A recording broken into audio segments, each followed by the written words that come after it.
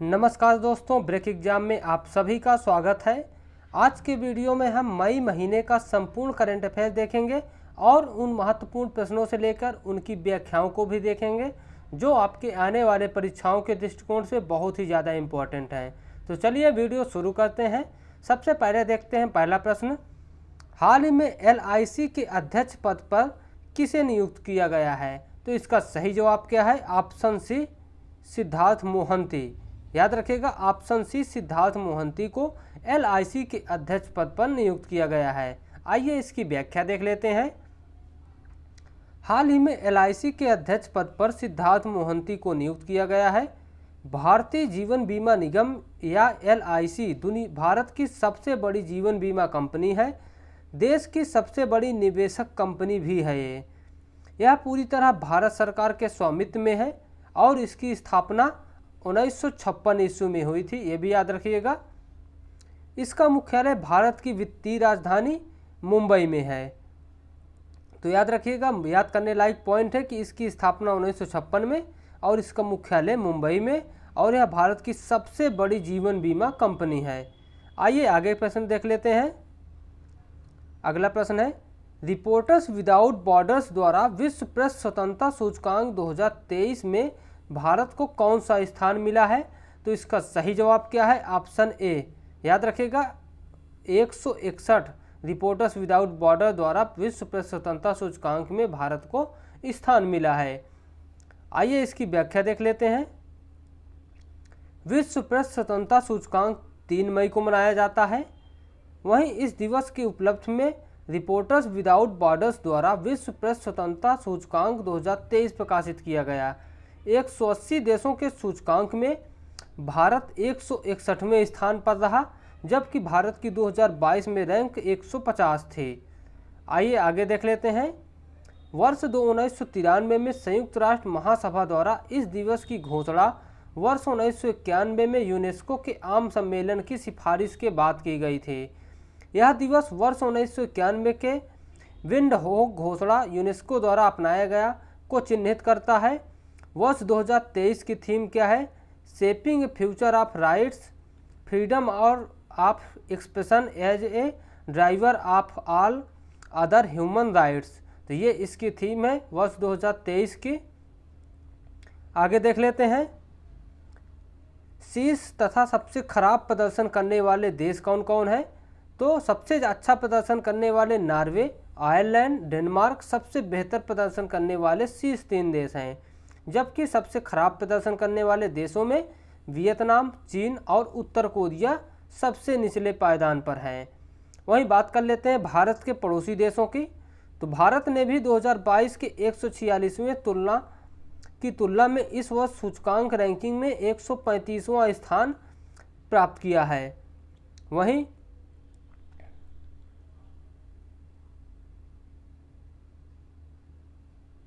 पाकिस्तान 150वें स्थान पर है। 3 अन्य देशों की बात कर ली जाए तो तजाकिस्तान 153वें स्थान पर और भारत 11 स्थान नीचे खिसक कर 161 स्थान पर, तुर्की 16 स्थान खिसक कर 165वें स्थान पर।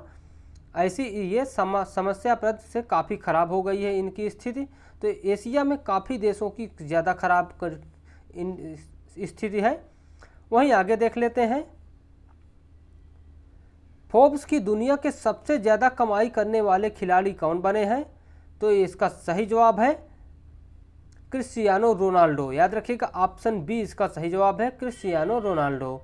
आइए इसकी व्याख्या देख लेते हैं।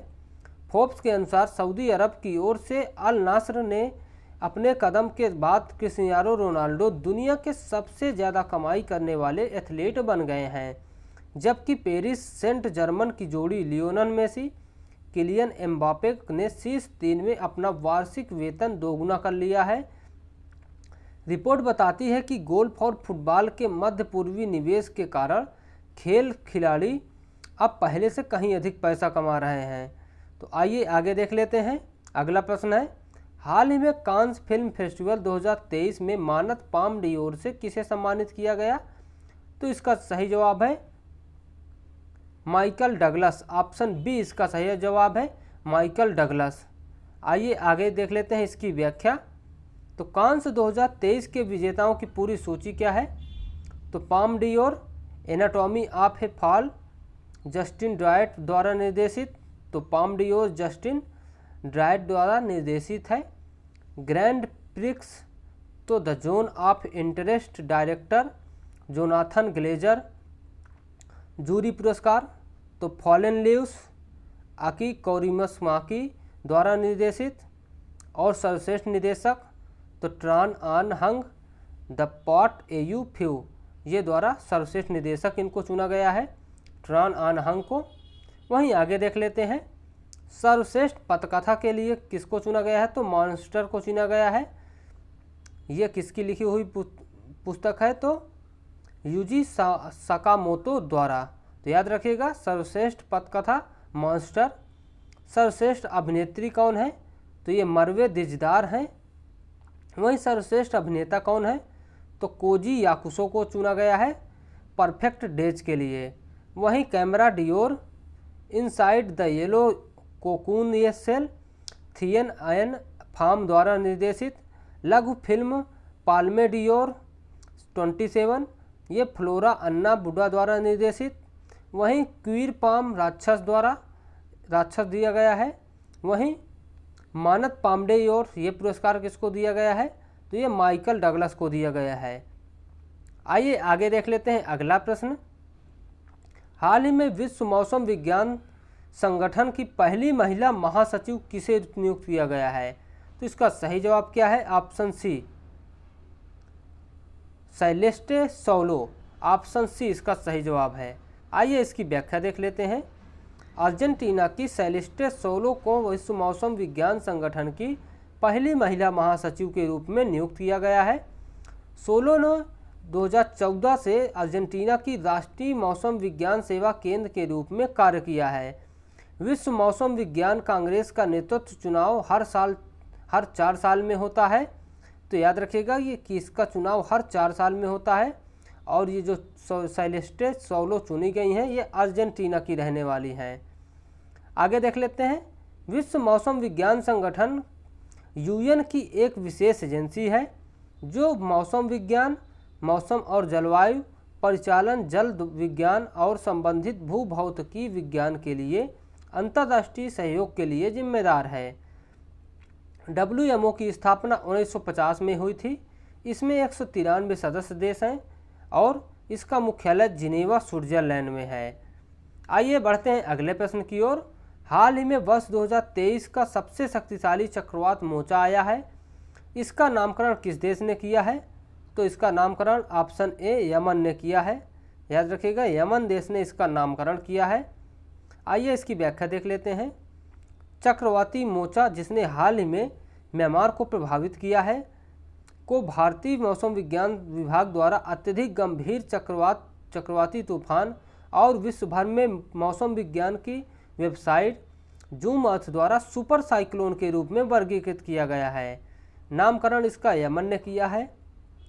वहीं इस चक्रवात का नाम लाल सागर के एक बंदरगाह शहर के नाम पर रखा गया है जो अपने कॉफ़ी उत्पादन के लिए जाना जाता है। इस शहर का लोकप्रिय पेय कैफे मोचा के लिए प्रसिद्ध है। इसी कारण से इसका नाम भी मोचा रख दिया गया है। आइए बढ़ते हैं। आप इसको देख सकते हो कि ये बंगाल की खाड़ी में आया हुआ है और इसका शेप कैसा होता है तो बीच में चच्छू का आकार बनाता है यहाँ पर ये। तो यहाँ पर इसके चच्छू होती है जिसे आई बोलते हैं चक्रवात की। आइए बढ़ते हैं अगले प्रश्न की ओर। हाल ही में SCO की विदेश मंत्रियों की बैठक का आयोजन कहाँ किया गया है? तो इसका सही जवाब है गोवा। ऑप्शन ए इसका सही जवाब है। याद रखिएगा गोवा में SCO की विदेश मंत्रियों की बैठक का आयोजन किया गया है। आइए देख लेते हैं गोवा की कुछ महत्वपूर्ण विशेषताएं। तो गोवा के मुख्यमंत्री प्रमोद सावंत हैं। वहाँ के राज्यपाल श्रीधरन पिल्लई हैं।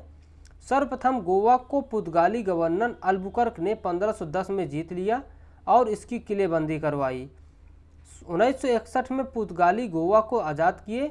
इस प्रकार गोवा भारत का सबसे अंत में आज़ाद होने वाला राज्य बना। अंत में 56वां संविधान संशोधन 1987 के द्वारा गोवा को भारतीय संघ में शामिल कर लिया गया। तो इस प्रकार से 1987 को भारतीय संघ का यह एक अभिन्न अंग बन गया। आगे देख लेते हैं, गोवा में मुख्यतः सिग्मो फेस्टिवल, साओ जाओ फेस्टिवल मनाए जाते हैं और इसकी राजधानी पणजी है। यहाँ की सबसे महत्वपूर्ण नदी मांडवी और जुआड़ी है। इसके समुद्र तट को कोंकण तट कहते हैं तथा इसकी भाषा कोंकणी है। गोवा में फुगड़ी और देखनी नृत्य किए जाते हैं, ये भी काफ़ी इम्पोर्टेंट पॉइंट है। आइए बढ़ते हैं अगले प्रश्न की ओर। 6 मई 2023 को आयोजित ऑपरेशन गोल्डन आर्ब्स का संबंध किससे है? तो इसका सही आंसर है ऑप्शन बी, किंग चार्ल्स की ताजपोशी से है। याद रखिएगा, किंग चार्ल्स की ताजपोशी से है ऑपरेशन गोल्डन आर्ब्स का संबंध। आइए इसकी व्याख्या देख लेते हैं। 6 मई 2023 को आयोजित ऑपरेशन गोल्डन आर्ब्स का संबंध ब्रिटेन के चार्ल्स तृतीय की ताजपोशी से है। वहीं आगे देख लेते हैं, जल शक्ति अभियान कैच द रेन, इसको किसने शुभारंभ किया है? तो इसको 2023 में राष्ट्रपति द्रौपदी मुर्मू ने शुभारंभ किया है और ये 4 मार्च को इसको शुरू किया गया है, नई दिल्ली में शुरू किया गया है। और इसका मुख्य थीम क्या है? तो पीने के पानी के लिए स्रोत की स्थिरता, ये इसकी थीम है। वहीं आगे देख लेते हैं, ऑपरेशन कावेरी देख लेते हैं। तो सूडान में सामरिक बचाव हेतु भारतीय वायुसेना का अभियान है ऑपरेशन कावेरी। ऑपरेशन सद्भावना की बात कर लेते हैं, तो आतंकवाद से प्रभावित लोगों की मदद के लिए ऑपरेशन सद्भावना शुरू किया गया है। आगे देख लेते हैं ऑपरेशन करुणा, तो म्यांमार में आए चक्रवात से लोगों की रक्षा के लिए ऑपरेशन करुणा शुरू किया गया है। वहीं ऑपरेशन दोस्त की बात कर ली जाए तो तुर्की में आए भूकंप में सहायता के लिए ऑपरेशन दोस्त शुरू किया गया है। तो दोस्तों, वीडियो आपको कैसा लगा कमेंट में ज़रूर बताइएगा। यदि आपको वीडियो पसंद आया हो तो प्लीज़ हमारे चैनल को सब्सक्राइब कर लीजिए, जिससे आपको आने वाले और अच्छे वीडियो की नोटिफिकेशन मिलती रहे। और यदि आप इसका PDF पाना चाहते हो तो प्लीज़ टेलीग्राम पे हमारे जुड़ जाइए, वहाँ पर हम आपको इसका पूरा PDF प्रोवाइड करा देंगे। थैंक यू दोस्तों, बाय।